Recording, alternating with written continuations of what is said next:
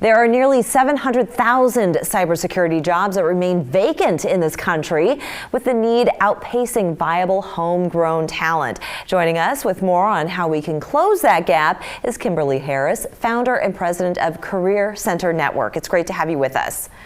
Thank you for having me on today. So can you make the distinction for us? What is the difference between a cyber job and a cybersecurity job?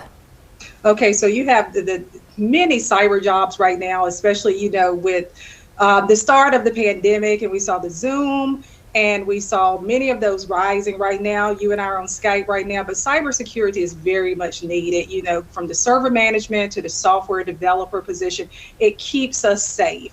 We're on the internet, we're using all of these apps and all of these programs now. So the cybersecurity is very much needed to keep things in a line, and again, to keep our information safe. Both in the private sector and also government. And the government section as well. You're sending all of our information, social securities, addresses, phone numbers, driver's license, when you're registering for things, when you're sending confidential information out, there has to be a guard so those things don't get out in the, as we say, the cyber universe. Right, absolutely. Why is there such a glut of jobs that they just simply cannot fill? I'm going to tell you something. If anyone is looking for job security right now, that is the industry to be in. There are so many jobs right now because of the growing need for technology.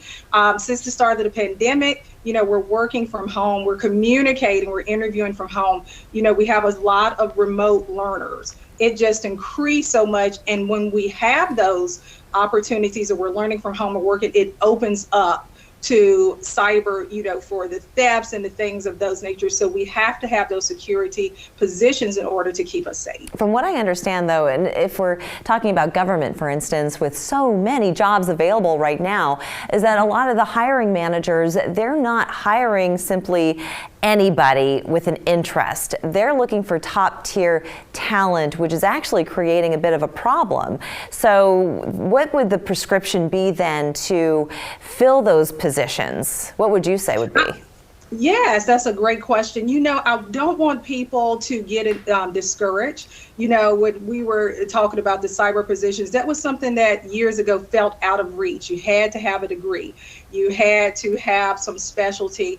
But, there are a lot of certification programs now. There are a lot of online certification programs. We have hundreds of clients we work with across the country, and they are also training. We've never seen clients like we've seen now, that if someone has a gift and they're talented and they're polishing those skills, they're really good on the internet, that they will also train you as well, so you can learn their system. So certifications, if you have a bachelor's degree as well, but please don't feel discouraged. If you are confident and you're knowledgeable, people will train you. So besides certification, what are some of the other qualifications that someone should have? Because I spoke with a friend of mine who is a cybersecurity expert himself, and he said that a lot of the people who apply to these jobs lack the soft skills, the ability to communicate. So what would be some of those other qualifications that people should strive to develop?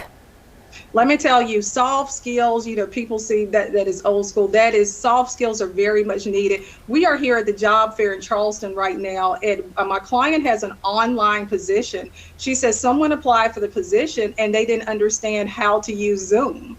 And she's looking at those things as well, understanding technology, presenting yourself. It's still very important to know how to communicate.